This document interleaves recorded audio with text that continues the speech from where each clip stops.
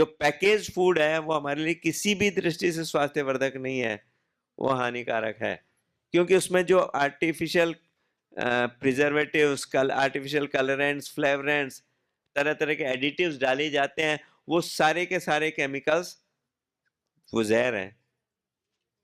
कीड़े मारने की दवा है, प्रिजर्वेटिव क्या है? कीड़े मारने की दवा, जहर है। जितने भी आर्टिफिशियल कलर्स डाले जाते हैं, केमिकल्स डाले जाते हैं, ये सारे के सारे जहर हैं जो कैंसर जैसे रोग तक पैदा करते हैं। तो वो आहार की शुद्धि हो, हमारे भोजन में जितना हो सके प्रकृति ने जैसा प्रदान किया है, ताजा चीजें, ताजा फल, पेड़ पर पका हुआ सर्वश्रेष्ठ है। वो नहीं मिल सकता है तो रीजनल एंड सीजनल फ्रूट, मतलब जो जहां पैदा हुआ है वो उस वातावरण के अनुकूल है और उसी मौसम का हो। इसलिए कभी भी महंगे भाव के फल अच्छे नहीं है, जो सबसे सस्ता फल वो सबसे अच्छा फल, ये ध्यान रख लीजिए। फलों में भी सब्जियों में भी ये चीज ध्यान रख लीजिए, जो सबसे सस्ता वो सबसे अच्छा, क्योंकि वो उसी मौसम का पैदा हुआ है और उसी वातावरण में पैदा हुआ है। उसमें न कोई ट्रांसपोर्टेशन का खर्चा जुड़ रहा है, न कोई कोल्ड स्टोरेज का खर्चा जुड़ रहा है, वो हमारे लिए सर्वश्रेष्ठ है। और पूर्ण अन्न, हम जो जितना प्रोसेस करते हैं, जो भी पैकेज फूड है प्रोसेस फूड है, मैदा की चीज है, तो मैदा की चीज हमारे लिए हानिकारक है। लेकिन अगर वहां अंकुरित गेहूं अगर हम खाएं, वो हमारे लिए बहुत लाभदायक है। तो जितना हो सके जीवंत खाद्य लें, अनप्रोसेस्ड लें, पूर्ण अन्न लें, तो अंकुरित इस दृष्टि से बहुत अच्छा है, जिसमें विटामिन की मात्रा 20 गुना तक बढ़ जाती है और उसमें हमारे को खर्चा भी नहीं हो रहा है, आप समय भी नहीं लग रहा है ज्यादा। आप दाल बनाते हैं कितनी देर लगती है? 10 से 15 मिनट। अंकुरित करने में आपका मूंग अंकुरित करें कितना समय लग रहा है? मात्र 2 से 2.5 मिनट। बाकी काम तो प्रकृति कर रही है। रात को आपने साबुत मूंग को अच्छी तरह धो के साफ पीने के पानी में भिगो दिया भगोने में, कितनी देर लगेगी? 2 मिनट। सुबह उसका छान के पानी निकाल दिया, आधा मिनट मुश्किल से, उसको ढक के रख दीजिए, अगले दिन तक वो अंकुरित हो जाएंगे। तो आपका समय कितना लगा? मुश्किल से 2.5 मिनट, और वह 20 गुना ज्यादा ताकत देने वाला आहार तैयार हो गया। आप कच्ची चीजें खा रहे हैं, ककड़ी, टमाटर, प्याज, पालक, जो भी चीजें हैं, कच्चा खा रहे हैं, 100% फायदा दे रहा है। अब पालक को उबाल लिया, उबालने से उसके विटामिन सारे नष्ट हो गए, एंजाइम सारे नष्ट हो गए। उबाल के पानी निचोड़ के फेंक दिया तो जो मिनरल्स बचे थे वो भी चले गए। फिर उसको हमने क्या किया? तेल में तल के पालक पनीर की सब्जी बना ली, सवा सत्यानाश कर लिया। और ये विडंबना है, अधिकांश गृहिणियों का रसोई घर में जो समय लग रहा है, अच्छे भले स्वास्थ्यवर्धक आहार को हानिकारक बनाने में लग रहा है। ये कटु सत्य है। आप जो चीज समय बचता है, आप कच्चा खाएंगे, आपको बनाने का जो समय लग रहा है, कई लोग सुबह सुबह नाश्ता बनाने के लिए घुस जाते हैं, 1-1 2-2 घंटा वो नाश्ता बनाने में ही लग जाते हैं उनको, जबकि नाश्ता हमारा बिल्कुल हल्का होना चाहिए। क्या खाएं, कब खाएं, उसका भी ध्यान रखें। नाश्ता हल्का हो, दोपहर का भोजन हमारा पूरा हो, शाम का भोजन बिल्कुल हल्का हो। तो नाश्ते में आप फल ले लें, अगर आप ड्राई फ्रूट्स लेते हैं, मेवे खाते हैं, तो रात को भिगो के रख दें, तो भीगे हुए ड्राई फ्रूट्स और जो मौसम का फल है वो फल, ये सर्वश्रेष्ठ नाश्ता है। अब इसके लिए आपका क्या समय लगेगा? केला उठा के खाने में आपको उसको क्या आपको तैयारी करनी है? छीला और खाया। रात्रि को भिगो के रख दिए ड्राई फ्रूट्स, वो आपने सुबह खा लिए, तो आपका समय बचेगा सार्थक कार्यों के लिए, सकारात्मक कार्यों के लिए। रसोई में जो आप इतना बना, अब अंकुरित करिए, अंकुरित करने में जैसे बताया 2.5 मिनट, सलाद तैयार करने में कितनी सी देर लगेगी? सब्जी बनाने की तुलना में तो आधा क्या 1/4 समय भी नहीं लगेगा सलाद तैयार करने में। तो कम से कम ये ध्यान रखें, एक स्वस्थ व्यक्ति को स्वस्थ बने रहने के लिए कम से कम 50% आहार कच्चा हो, जीवंत हो। 50% आहार पका ले सकते हैं, लेकिन 100% कच्चा लेकर जिंदगी भर आराम से स्वस्थ जी सकते हैं। तो ये तो मिनिमम है, कम से कम 50% आहार तो कच्चा हो। जिनको पूर्णतः स्वस्थ रहना है 100% कच्चा कर सकते हैं, लेकिन नहीं है आदत, खाने की आदत पड़ी हुई है तो कम से कम 50, और जिनको अपने रोगों से मुक्ति चाहिए उनके लिए 80% आहार उनका कच्चा होना चाहिए, 20% आहार पका ले सकते हैं। तो लंच में आप क्या करें, पहले सलाद और अंकुरित खाएं। सलाद के नाम पर 2 टुकड़े खीरे के खा लिए या 2 टुकड़े गाजर का खा लिए, वो सलाद नहीं हो गया। कितना खाएं सलाद, जितना आपका वजन है उसको 5 से गुणा कर दीजिए। अगर आपका वजन 60 किलो है तो कितना, 300 ग्राम सलाद। और अंकुरित अन्न कितना, जितना आपका वजन है उसको, जितना आपका वजन उसको 1 से गुणा कर लीजिए, 150 ग्राम ज्यादा हो जाएगा। वो उतना आप खा, हाँ फॉलो कर सकते हैं आप फिर अगर पका, बहुत बढ़िया है। तो पका हुआ नहीं खाना है तो पूरा 150 ग्राम तक भी ले सकते हैं, कोई दिक्कत नहीं है। दो वैसे जो हमारे प्रोटीन की रिक्वायरमेंट है वो जितनी जो बताई जाती है 1 से 2 ग्राम पर केजी की, वो ज्यादा है। 0.8 ग्राम पर केजी सफिशिएंट है। तो उस दृष्टि से हम क्योंकि अनाज भी खा रहे हैं और तो ठीक है। अगर केवल अंकुरित ही खा रहे हैं तो आप आराम से 100 से 150 ग्राम खा सकते हैं। तो 50 से 100 ग्राम की अंकुरित अन्न, ये पहले खाना है, रोटी बाद में खानी है। कोई दिक्कत है इसमें, आराम से कर सकते हैं ये। अब कुछ लोग कहते हैं वैसे आप दांत काम नहीं देते हैं, तो क्या करें, इनको मिक्सी में पीस के स्मूदी बना लें। स्मूदी बना के आराम से खा सकते हैं, लेकिन वो है फिर भी जीवंत। तो ये थोड़ा सा अपने साथ कोशिश करें। शाम का भोजन बिल्कुल हल्का रखें। सलाद ले सकते हैं अगर जल्दी खा रहे हैं, या फल ले सकते हैं अगर देर से खा रहे हैं, सूर्यास्त के बाद खा रहे हैं तो उबली सब्जी ले लें।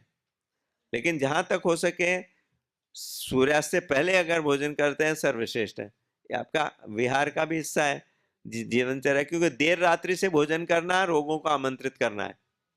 तो समय से खाएं, बिना भूख के न खाएं। अगर समय हो गया है, भूख नहीं लगी है, तो एक समय का लंघन हमें 4 समय की परेशानियों से बचाएगा। उस समय कैंसिल कर दें, पोस्टपोन न करें। वो जब मन में हो खाऊं कि ना खाऊं तो ना खाएं, वो कैंसिल कर दें। और कितना खाएं, आपकी आमाशय की कैपेसिटी का आधा भोजन से भरें, आधा खाली रखें। किसके लिए, मिक्सिंग की प्रक्रिया के लिए और जूसेज के सीक्रेशन के लिए। ध्यान रख लें, दुनिया में जितने लोग भूख से मर रहे हैं उससे हजारों गुना ज्यादा लोग अति आहार से पीड़ित हैं। तो इसलिए आहार इतना ही लेना है जितना शरीर के लिए जरूरी। और जब हम जीवंत आहार लेते हैं उसमें हमें पर्याप्त मात्रा में न्यूट्रिएंट्स मिल जाते हैं, तो अपने आप ही हमारी वो रिक्वायरमेंट कम हो जाती है। जो मोटापा बढ़ता है, क्यों बढ़ता है, जब हम उल्टा सीधा खाते हैं उसमें जो हमें पोषक तत्वों की जरूरत है वो नहीं मिल पाती है। अब मान लीजिए कि आपके 50 ग्राम अंकुरित में आपको सारे विटामिन मिल गए। अब अगर कोई आप उल्ट और कोई इसी तरह पकी हुई चीज खा रहे हैं, अब उसमें वो सारे विटामिन मिनरल्स की मात्रा प्राप्त करने के लिए कितना खाना पड़ेगा हमको, 300-400 ग्राम। अब आप क्या करोगे, वो जब 50 ग्राम ही लोगे, जैसे 50 ग्राम अंगूर खाएगा, अगर 50 ग्राम ही वो पका हुआ लोगे, आपको वो न्यूट्रिएंट्स मिलेंगे नहीं, तो क्या होगी, क्रेविंग होगी। वास्तव में वो क्रेविंग उस पदार्थ की नहीं है, वो क्रेविंग उन न्यूट्रिएंट्स की है। हम सोचते हैं भाई वो खा रहे हैं, उसकी हमको भूख लग रही है, उसकी क्रेविंग हो रही है। वो क्रेविंग उन न्यूट्रिएंट्स की है। इसीलिए जब हम पूर्ण अन्न लेते हैं या ये इस तरह का सात्विक आहार जो हमारे लिए उपयोगी है वो लेते हैं, तो उस वो अपने आप ही हमारी रिक्वायरमेंट कम हो जाती है। आप कम भोजन में अधिक तृप्त होते हैं। फिर दूसरा उसका लाभ ये होता है, उसको आप अच्छी तरह से चबा चबा के खाते हो। पकी हुई चीजों को तो हम निगल जाते हैं, कच्ची चीजों को चबा चबा कर कहते हैं, क्योंकि eat your liquids drink your solid. कोई भी चीज आप खा रहे हैं, इतना चबाएं कि मुंह के अंदर लिक्विड बन जाए, तो उसका पाचन सही ढंग से होगा। पचाने के लिए जरूरी है मुंह की लार मिलाना, क्योंकि भोजन का पाचन मुंह से चालू हो जाता है। मुंह की लार में एंजाइम होता है टाइलेज, सलाइवरी अमाइलेज, जिससे कार्बोहाइड्रेट का पाचन चालू हो जाता है। एक प्रयोग करिएगा सभी है, जब रोटी खाएं, 1 गिलास रोटी का सब्जी मत लगाइएगा उसके साथ, उसको इतना चबाइए कि मुंह के अंदर लिक्विड बन जाए। आप देखिएगा वो मीठा लगने लगेगा। वो मिठास कहां से आई, रोटी तो मीठी नहीं होती है, उसमें मिठास मिठास कहाँ से आई? उसमें जो स्टार्च है, रोटी में जो स्टार्च है, लार के का जो टाइलेज अमाइलेज एंजाइम है, वो उसका पाचन करता है, उसको शर्करा में बदल जाता है। शर्करा मीठी है, वो मीठा लगने लग जाता है। तो ये एक प्रयोग आपको जीवन भर के लिए चीज पक्का कर देगा कि अच्छी तरह से चबा के खाना बहुत जरूरी है। तो खाते समय ध्यान रखें, मुंह बंद करके खाएं, बोलते हुए मुंह खोल कर ना खाएं। एक बार मुंह में ग्रास रख लिया, उसके बाद जब तक वो पूरी तरह लिक्विड बन के नीचे नहीं उतर जाता है, तब तक मुंह ना खोलें। वो लार की सही मिक्सिंग के लिए, भोजन के सही पाचन के लिए जरूरी है। भोजन के साथ भाव क्या रखें? भोजन करते समय हमारा भाव, उसका बहुत ज्यादा प्रभाव पड़ता है। एक एक अणु परमाणु पर हमारे विचारों का प्रभाव पड़ता है। डॉक्टर मसारू इमोटो, जापान के वैज्ञानिक, उन्होंने प्रयोग किया। एक ही समय एक जैसे 2 ग्लासेस में एक ही सोर्स से पानी लिया। एक पर लिखा बुद्ध, एक पर लिखा हिटलर। जिस पर बुद्ध लिखा उसमें उसको सबने श्रद्धा के, प्रेम के वाइब्रेशन दिए। जापान में बौद्ध धर्म का बहुत प्रचार है। जिस पर हिटलर लिखा उस पर सबने घृणा के वाइब्रेशन दिए। फिर दोनों का बर्फ जमाया गया, डार्क फील्ड माइक्रोस्कोपी से देखा गया। जिस पर बुद्ध लिखा हुआ था उसमें बहुत सुंदर क्रिस्टल, बहुत सुंदर आकृतियां बनी। जिस पर हिटलर लिखा हुआ था उसमें बिल्कुल बेतरतीब आकृतियां बनी। ये हमारे विचारों का प्रभाव। फिर उन्होंने ये प्रयोग अलग अलग शब्दों पे, अलग अलग विचारों पे किया। I love you, I hate you, फिर मंत्रों पर किया। तो जहां सकारात्मकता थी वहां पर सुंदर आकृतियां बनी, जहां नकारात्मकता थी वहां बेतरतीब आकृतियां। यह है प्रभाव हमारे विचारों का। तो जो विचार, जो भाव हम डाल रहे हैं भोजन में, उसका प्रभाव होगा ही होगा। अब भोजन कर रहे हैं, अरे क्या ये सड़ी लौकी बना दी, क्या किया हमने? अपने वो निगेटिव वाइब्रेशन के द्वारा उसके अच्छे भले प्रभाव समाप्त कर दिया। वहीं पर उसमें अगर हम प्रसाद का भाव डालें, भगवान की शक्ति से भरा ये भोजन, ये तन मन को शक्तिशाली स्वस्थ बना रहा है।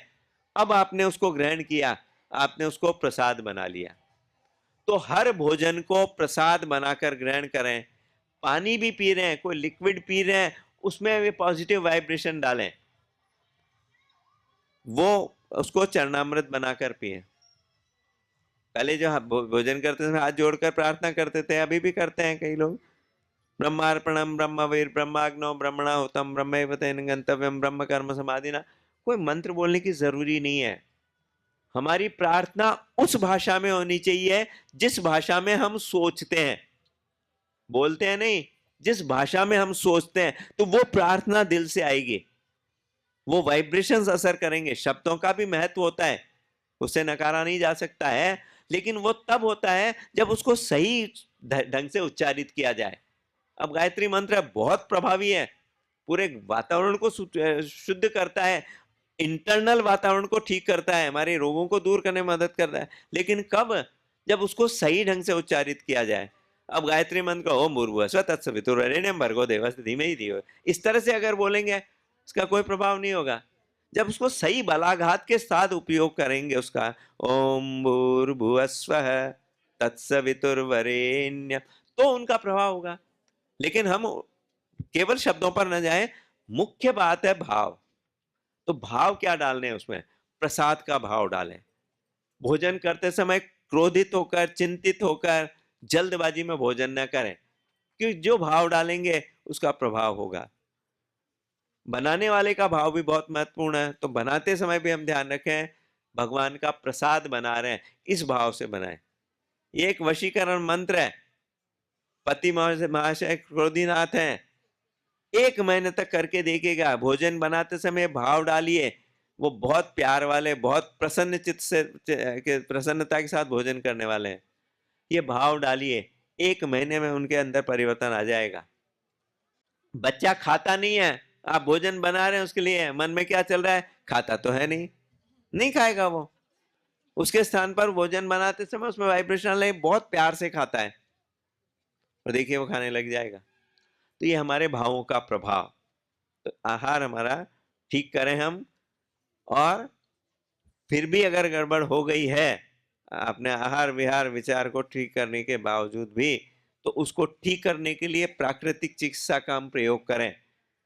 प्राकृतिक चिकित्सा के जो पंच तत्वों की जो चिकित्सा है वो शरीर में कोई गंदगी नहीं डाली है भाई। कोई भी हमारे शरीर में जब कचरा जमा होता है, प्राकृतिक चिकित्सा का मूल सिद्धांत एक है, सारे रोग एक है, सारे रोगों की चिकित्सा एक है। रोग क्या है? शरीर में गंदगी का जमाव, मन में विकारों का जमाव। अब इसको दूर करना है तो क्या करना है? पहले तो गंदगी निकालने वाले रास्तों को सक्रिय करें। हमारे जो 4 रास्ते हैं, प्रश्वास, पेशाब, पाखाना, पसीना, ये चारों रास्ते सक्रिय रहें, गंदगी इनकी क्षमता से कम रहे तो कोई रोग नहीं होता है। लेकिन जब गंदगी इनकी क्षमता से ज्यादा हो जाती है तो वो शरीर में फिर कहीं ना कहीं जमा होने लगती है। फिर परमात्मा ने कुछ इमरजेंसी गेटवेज दिए हमको। वो इमरजेंसी गेटवेज कौन से हैं? सबसे उल्टी, दस्त, खांसी, जुकाम, फोड़े, फुंसी, बुखार, ये सब क्या है? हमारे दोस्त हैं जो हमारी मदद करने को आए हैं। उस गंदगी को निकालने के इमरजेंसी गेटवेज हैं। वो मदद करने के लिए हैं भाई। आप अपने घर की सफाई नहीं कर पा रहे हैं, हम मदद कर देते हैं। लेकिन हम अपनी नासमझी में क्या करते हैं?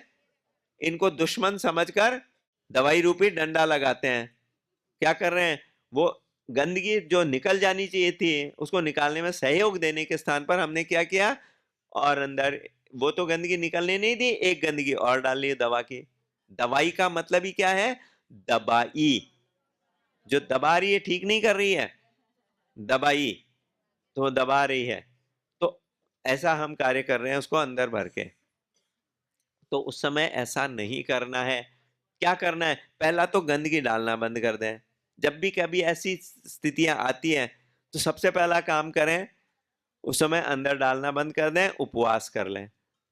उपवास का मतलब केवल पानी पर रहना। उपवास के नाम पर जो ढकोसले करते हैं, एकादशी का उपवास कर रहे हैं और क्या खा रहे हैं? राजगिरे की पूड़ियां, सिंगाड़े के आटे का हलवा, तले हुए चिप्स, मूंगफली, साबूदाने की खीर, सामान्य दिनों की तुलना में 10 गुना ज्यादा गरिष्ठ भोजन कर रहे हैं और अपने आप को भ्रम क्या दे रहे हैं? धोखा क्या दे रहे हैं कि हम उपवास कर रहे हैं। ये उपवास नहीं तो भरत है, भर रहे हैं उल्टा। और इससे तो अच्छा है रोटी खा लें। तो उपवास का मतलब है पानी पर रह जाएं। वो नहीं रह सकते हैं तो सब्जियों के रस पर या सूप पर, सब्जियों के सूप पर रह जाएं। वो भी नहीं रह सकते हैं तो फल खाकर रह जाएं। फल के नाम पर वो, फिर वो फलाहार के नाम पर जो ढकोसले करते हैं वो नहीं। फल का मतलब है सेब, संतरा, पपीता, इस तरह के, अनार, ये फल। इसके अलावा कुछ ना लें। तो पाचन क्रिया में जो हमारी शक्ति लग रही थी वो बचेगी, शरीर की शुद्धि के कार्य में लगेगी। और कुछ प्राकृतिक चिकित्सा के प्रयोगों द्वारा उस कार्य में हम मदद कर सकते हैं और उसको ठीक करने का प्रयास कर सकते हैं। ये आकाश, वायु, अग्नि, जल, पृथ्वी, इन्हीं की चिकित्सा है प्राकृतिक चिकित्सा। उपवास चिकित्सा ये आकाश तत्व चिकित्सा है। वायु, प्राणायाम के द्वारा हम वायु तत्व चिकित्सा कर रहे हैं योगाभ्यास के द्वारा। अग्नि तत्व की चिकित्सा सूर्य का से सीधा संपर्क, सूर्य स्नान, सूर्य की किरणों का चमड़ी से सीधा स्पर्श। तो वो जरूर अपने शरीर के अंगों को, चमड़ी को स्पर्श दें सूर्य का। जितना हम सूर्य के संपर्क में रहेंगे, डायरेक्ट सनलाइट शरीर पर लेंगे, उतना शरीर को स्वस्थ होने की दिशा में बहुत मदद मिलेगी। तो कपड़े पहनकर बैठने से लाभ नहीं होगा। जितने कपड़े उघाड़ कर बैठकर त्वचा पर धूप ले सकते हैं उतना लेने का हम प्रयास करें। जल का प्रयोग आंतरिक भी और बाहरी भी। ये जो एनिमा देते हैं, जल नेति, आई वॉश, ये कुंजल, ये सब क्या आंतरिक प्रयोग है। स्नान का सही तरीका है भाई, बाहरी प्रयोग है। जल तत्व की चिकित्सा के द्वारा अपने को स्वस्थ बनाने का काम कर सकते हैं। और मिट्टी चिकित्सा, पृथ्वी से सीधा संपर्क, सबसे बड़ी मिट्टी चिकित्सा के रूप में है सीधा जमीन से संपर्क। जब हम नंगे पैर जमीन पर चल रहे हैं, बैठ रहे हैं, सीधा जमीन के स्पर्श में हैं, तो पृथ्वी से हम वो पॉजिटिव एनर्जी ले रहे हैं। उसके द्वारा उस मिट्टी का प्रयोग ऊपर में मिट्टी पट्टी के रूप में, मड बाथ के रूप में हम कर सकते हैं। कुल मिलाकर ये आहार जो हम ले रहे हैं वो भी तो उसी मिट्टी से प्राप्त है। तो आहार भी उसी पृथ्वी तत्व चिकित्सा के अंतर्गत आ जाता है। तो ये इनके द्वारा हम अपने रोगों को पूरी तरह से दूर करके पूर्व संपूर्ण स्वास्थ्य को प्राप्त कर सकते हैं। तो ये स्वस्थ जीवन कैसे जिए और अगर रोग हो गए हैं तो उनको कैसे हम निरापद तरीके से ठीक कर सकें, उसके बारे में कुछ हमने बात की है। 15 मिनट का समय है, किसी का कोई प्रश्न हो तो वो पूछ सकते हैं। जी। कच्चे खाना खानुपर्छ भन्ने भन्नुभएको थियो नि तपाईँले।